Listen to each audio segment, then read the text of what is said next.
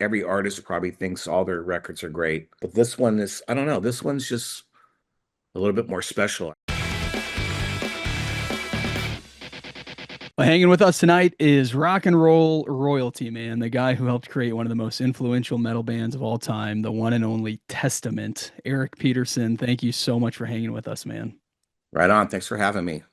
Listen, I'm not the first person to talk about how influential Testament was and continues to be, but I'm curious, man, what runs through your head when you hear that, when you hear about the influence of Testament on other bands throughout the decades?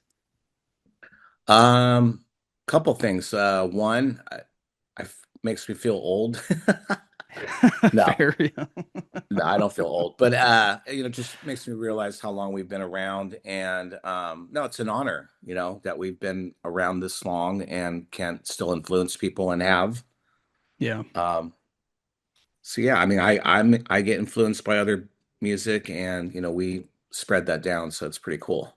I love that, man. Well, and that influence continues as we celebrate this year's album from Testament, one of the best albums of the year, Parabellum. Oh, Uh, sweet. this was a long time coming, it seems, following a 5 year gap from 2020's Titans of Creation. Yeah, I know the album came out in October, but you've got a little bit of time now between that and where you're at right now. How's it feel to have the album done and not just done, but out in the wild? It feels great. The Titans came out right when all the Yeah. um, the COVID came out, and that was really hard for us. We had a big plans. We it was a great record, and I mean, it literally came out like the same month that everything got shut down. So that was a big gap, and waiting. Everybody was waiting. In the beginning was like, oh, it's everything's going to get closed down for a couple weeks. Then it Yeah. was like, I heard it's going to be like a couple months, not a couple years. So it was a lot of waiting around, I think, for everybody and kind of rebooting. So, yeah, I mean, when we got back into the swing of things, probably late 22, 23, it was like, wow, it's already been 3 years, and we're just starting to promote this record now, Titans, that is. You're looking back and people are, when's the next one coming out? And you're like, oh, yeah, that's right. It's been Yeah. 3 years. But we did tour everywhere with Titans, and we kind of did Parabellum in between tours, writing sessions, um, and recording in between touring, which we've done in the past, kind of, but not so much. This was literally like, okay, record, okay, go on tour, okay, now do the guitars, okay, go on tour, do the vocals, mix. It was pretty crazy, but it was great to like finally. I think January of 25 we turned it in, and we were like done. You know, we Yeah. were getting the master mixes, so that was really cool. Yeah, so you have a bit of time from really when you guys wrapped it up to where you're at right now. Yeah, yeah, definitely. So yeah, we did Europe so far with we did a Yeah. package called it Thrash of the Titans, and it was out with Obituary, Destruction, and a new band, Nervosa. And that went really well, and it was perfect timing for the release. The record came out, in the beginning of the tour, and now we are, it's the end of the year. We didn't want to really tour, in the holidays, so we're going to pick it up early next year, Right on, man. Well, and part of this like everywhere. It's gonna, awesome. I love hearing that, man. yeah. Um well, and part of that, I don't know if I don't know if you felt did you feel pressure like you talk about recording in between touring given that gap of COVID and all of that, did you feel the kind of pressure to like, all right, we can't just tour and then record after everything's done. Like we gotta wrap this up. Did you feel that pressure? Yeah, I mean, there's always pressure no matter what, you Yeah. know. Um, I we really had a good time writing it and coming up with the stuff. So, making the skeleton of the record, it was really cool. I remember the feeling of after we would get a song structured with Chris, after I would show him a bunch of riffs and we'd get the drums situated, and We'd go rehearse, and then we'd sometimes go over to Chuck's house and take his boat out and just crank it, And I remember just feeling like, wow, this is heavy, And it's really cool too because it's not like a boombox recording like we used to use. I mean, Yeah. I have a little studio at my house, MIDI drums, you know, plug the quad cortex in, you get all your sounds. I mean, it's not like a record, but it's pretty close. It's Yeah. not mixed by a really good mixer, but it's like a board tape of a good mix. Yeah. And it's just, it slams in a boat stereo. Yeah. Well, no, I've heard of, like you do the car test, right? You take the CD, you put in the car, you hear how it sounds there. Yeah, I've never heard of the boat test though, man. that's funny. Yeah, I mean that's kind of like the same thing as a car test, except you're outside and it's late and got a couple beers and watching the sun go down. You just stop in the middle of the bay and just crank it up. Yeah, it's a lot of fun. Yeah, that's not too bad, man. Well, you mentioned Chris. I mean, this was a big album, a big moment for Testament too, because Chris Dovas, the new drummer, started in 2023. So probably right around the time when you guys were jumping into Parabellum, yeah. Pretty much, yeah. I mean, I was supposed to when Dave was around, it was a lot of high hopes and I think the fans and we kind of so Chris was the first pick actually. And then Dave called us and he was available and then we kind of did some tours and it just kind of fell back into place, where he got busy again with his other, 5, 6 bands. So, Yeah, yeah, but yeah, we kept talking about recording and I think when the time came, he just was like, "Hey, I can't do this." And then that's when we got Chris, and Chris was already substituting for him on a couple tours. So it kind of threw us back a little bit. But I think once Chris actually was in the band, in between rehearsals, like we'd get back at my place around 11, 10, 11, unwind, have a beer, maybe watch some TV. We would go downstairs and it would be like maybe 1, 2 in the morning, and a lot of magic would happen, with just, you know, a lot of times he's all, let's just go down there and let's just see what happens. and that'd And just be it just the two of you. yeah, yeah. I mean, yeah, we would come back to my place in Sacramento, but yeah, we'd wake up and then we have to be at the studio about 3, so we'd get up late because we're like, fuck, we're up late last night. But yeah, when we'd get back or when we'd wake up, we'd kind of listen to what we did, and we're just like, whoa, because it was such a long day and a couple drinks in, and you woke up and you're like, I think we had something cool, and yeah, there would be some cool moments for sure. That's the best way to do it, just jam. And Yeah. of course, I have the riffs, a lot of them planned out, but a lot of stuff happens within just jamming. I know That's cool. you said, the kind of the touring recording is relatively unique for Testament, especially the way you did it for Parabellum. But is that how you typically approach making albums, jamming and kind of see what comes out? Yeah, for sure. I mean, I definitely like to have um some riff.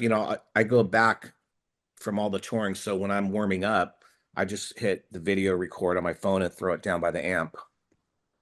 And I get home, I have, you know, 15, 20 videos, and I just kind of a lot of it's just, just shredding and, just warming up. But there's always something there, there's always like I'll go back and go, whoa, wait a minute, 20 minutes in, I'm like, what's that? Yeah. Then I have to figure out what I did, if it's complicated. But that's the stuff where it's just magic because it just happy. You're not, it's more you're just vibing, and then you can tell when I'm trying to work on a riff, like I hear pieces of something, and then I'm like, oh wow, that's Dark Roots of Earth,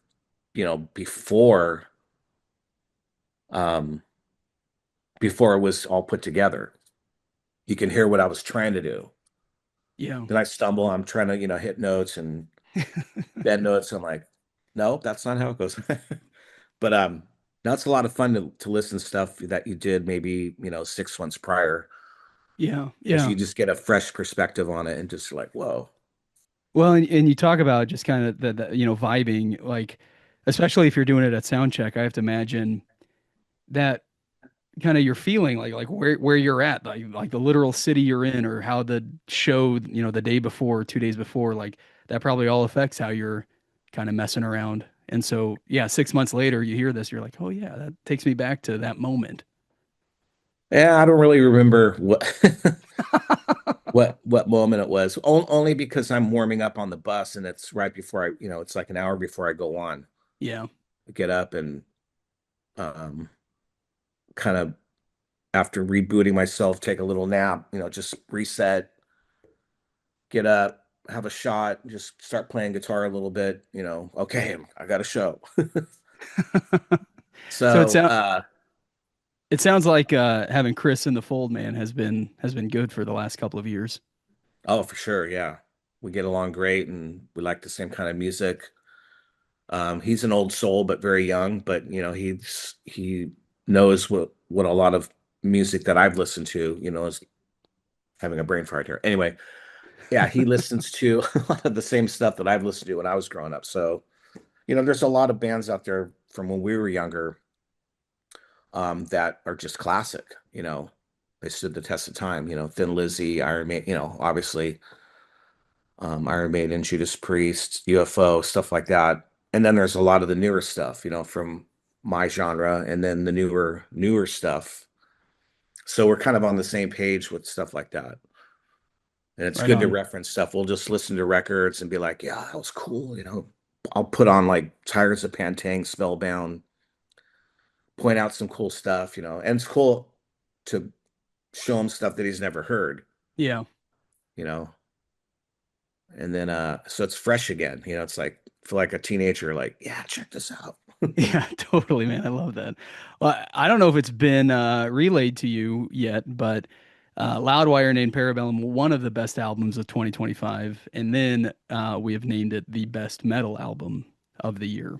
Uh, Wow, like that's just awesome. just the absolute best, man. How's it? When What runs through your head when you hear like an accolade like that? That's amazing. I mean, that feels good. I think it's a great record, but you always every artist probably thinks all their records are great.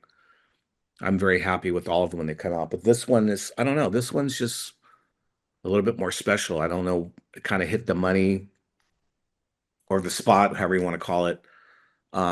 Just on all the little nuances in the mix, and I think the way Chuck's singing, there is some stuff where it's like too, but on the way, I don't know what, maybe it's the mix, how smooth it is, and just the levels, it Yeah. really hits. I'm going into, too much depth, but at the same time, it just feels really good. When you put it on, it's got, and it's a new mixer too. We've never used Jens Bogren from Sweden, so he was super excited to do it, and we were super excited to work with him. So That's cool, man. Well, it's just amazing too that decades later and 14 albums later that you can put out an album like Parabellum, man. Like that's just like, yeah, I totally understand. Every album you release, like that moment, like, no, this is the best thing we've ever done. You were really proud of it.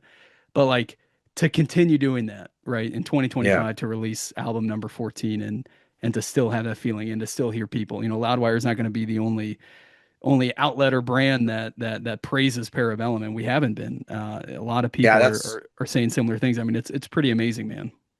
yeah, it's great to hear that. That's awesome. That makes me feel really good. I think also just all the tours that we've done lately, doing the New Order and the Legacy in its entirety, doing Practice What You Preach, especially the older stuff, playing all that thrash again, just like Jesus, the right hand's just going like the whole Nonstop, time. And yeah.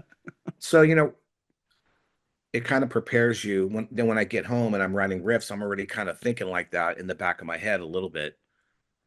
So, you know, I kind of it's like full circle, we're kind Yeah, of back to in the beginning, but with all these newer influences, especially with the death and the black metal vibes, which we were into, or I was always into, right. as a kid, but you know, seeing the band evolve like that, but still being Testament, but having those, little bit of arsenal makes more of a, heavy record, I think. Yeah. Well, I'm curious, man. When you started Testament in the Bay Area in '83, did you have? It's a weird question because I know whenever anybody starts a band, they have big dreams, right? Like they want to be the biggest, the baddest, all of it. But I mean, what were you thinking about when you guys started jamming together when you released the Legacy in '87? Like, did you think we're gonna be here 40 years later playing No, this music? of course not. And sleeping on my mom's couch, uh, you know, all I had was my dream, or just to Yeah. have a band. So at that point, we just wanted to write songs, like, wow, check these songs out. Um, and then I remember when we first got our first show, we only had 4 songs that were completed. And Lost Rocket, they're a band that were really big in the club circuit in the Bay Area, and we were friends with Willie, the bass player, and he's like, "Hey, man, uh, one of your favorite band." He knew that I liked Slayer, but I don't think they were had an album out yet. They just had a demo. Um, and we played at the San Francisco Stone, and it was our first show. And I remember just the feeling. I just wanted to throw up every second. I was so scared, like just that butterfly feeling. But once I got up there, that energy changed. Yeah. Yeah. But that's when I realized, oh my God, I'm gonna be a person with stage fright, just like, ugh. You've But it's gotten over just that? no, No? no. Still want to throw up some? It's a anxiety. I don't know what it is. It's I hate it, but it flips over as soon as I go on stage. Yeah. It turns into energy. But it's that feeling right before you're going like battle. You're going into battle. You're just like, oh, let's go. Yeah. Well, you mentioned your love of black metal, and fans may not know that you have a black metal band called Dragon Lord. You started in the early 2000s. Um, I think the most recent album, Dominion, came out in 18. Yeah. Obviously, you've been God, busy. that's already 7 years ago. Yeah. Well, so what's going on in the world of Dragon Lord? Um, Working on, I have some riffs I've been working on and slowly getting there to work. I don't tour with it, so it's more of like it's a lot of fun when I actually do it. It's more of I don't want to say hobby, but it's not my main thing. I mean, Yeah. Testament's my main thing, and I've kind of put some of those influences into this new record, and a little bit on the last one with Night of the Witch, Curse of Osiris. There's some riffs that were leaning more. They were borderline. I remember on this one, I was like, nah. Chris is all, no way, dude, this is killer. And then, that one song that I thought was more leaning towards that way ended up being the opening track on the new record. Awesome. Which in my mind, I was thinking it would be a little bit later, but the Swedes were like, because I kind of had a formula of how I thought the record would go. And they're like, he goes, I disagree. Everybody at the studio here is like saying, you need to come out with this song, for the love of pain. Yeah. And I'm all, really? I go, isn't that kind of heavy? Like, they're like, yeah, you want, yeah. So, I I mean, love that. I think they're right because a lot of people like that song. But then if you realize what's out there, you listen to Lorna Shore and um, what's that band from Sweden, or I'm sorry, from Russia. Oh, Slaughter to Prevail. Slaughter to Prevail. I always Yeah. forget their name. But yeah, you listen to stuff like that, and God, there's some other bands I can't think of their name right now. But yeah, I mean, you just listen to that, and they're big. Yeah. They're doing really big. They're really doing good right now. So yeah, then I listen to mine. I'm like, all right, ours is like a pop version. Well, Yeah, not a yeah. pop version, but you know what I mean. It's like, okay, Yeah. Yeah, no, I get that, man. Uh, I don't think it's, a huge surprise to fans that you're into black metal. Is there any music that you listen to that fans would go back and be like, "Whoa, Eric listens to that?" ah, man. I mean, there's some new bands that I've been tripping on, but I just can't think of the name right now. I got a lot of them that I've saved, but um, I mean, I'm still listening, I love listening to the old stuff, like Yeah, Merciful Fate, Don't yeah, Break the Oath, and Melissa. Those are, the obvious ones. Um, but yeah, like I mentioned, some of the newer stuff, and then I go back and I listen to Emperor, Welcome to Dusk a lot. yeah. I like to revisit those records and just trip on them. I love that, man. So Well, you recently wrapped up this massive tour, the Thrash of the Titans, and you've got several festivals in Europe already locked down for 2026. Sounds like though you've got a lot cooking for the new year. yeah, definitely. Yeah, we're going back to Europe in the summer with a lot of festivals, and we're looking at going back to South America towards the end of the year in 26. So it's kind of booked up. I mean, we're like, you know, we want to get to Asia, so that's probably going to happen in 27. And then Chris and I are already working on some new material because we don't want to wait, 5 years. Yeah, So hopefully, maybe we'll get some stuff written by the end of the year next year awesome. and get I in the love hearing studio that. right away. Love hearing that, man. Well, I think it was about a decade ago, Chuck Billy mentioned, a dream of his would be to tour with or share the stage with Metallica. Um, as you think about Testament, as you think about the time, the albums, the tours, everything you've done, are there things that pop up in your head where you're like, yeah, that's still something that I want this band to do? Yeah, I mean, I would love to tour with a band like Metallica or Metallica, obviously. I mean, play in front of a lot of people, Yeah, and just we've done some big tours. We did like 65, 80 shows, 65 shows at Priest on Painkiller. We did about 80 shows with Maiden on Fear of the Dark. So, I mean, this is a while ago. yeah, I think yeah. we did like 25 shows in the UK with Black Sabbath. And I didn't even know you could do 25 shows in the UK. We do, Yeah. there's like three or four we do normally. Yeah. Yeah, well, if you have Um, Sabbath with you though, you can yeah. probably pull out 25 shows. So this is back on the Ritual. This is Yeah. 92. Yeah. And they got us on probably because, we were up and coming. I mean, I think at that point we were on our fifth record. We've been around for 6, 7 years. That's crazy. Um, it's so funny because I remember their crowd was an older crowd, and I think after the first song, when Chuck was talking, it was one show, or maybe it was a couple shows in particular. He's like, "All right, are you ready to thrash?" And the whole crowd was just all, "No," because there was no pit. Was there Right, yeah. maybe a couple people, but it wasn't. And we were just like, "Whoa." But luckily we were on the Ritual record, so I think we would go into like So Many Lies or something, Yeah. some more. Yeah. I love that, man. Well, yeah, we've as you can I imagine, just I just pulled that out of there, so memory. we've been talking a lot about Sabbath and Ozzy this year, man. So I love Yeah, love hearing that memory. yeah, that was on Dehumanizer. That was a great Yeah. tour. Yeah. Yeah. Yeah, and then we never got to do with anything with Ozzy, and actually we've done a couple festivals of his. We did one in Canada, and I think in the States. Did you ever That's cross Pat. paths with Ozzy? Oh yeah, Yeah. yeah.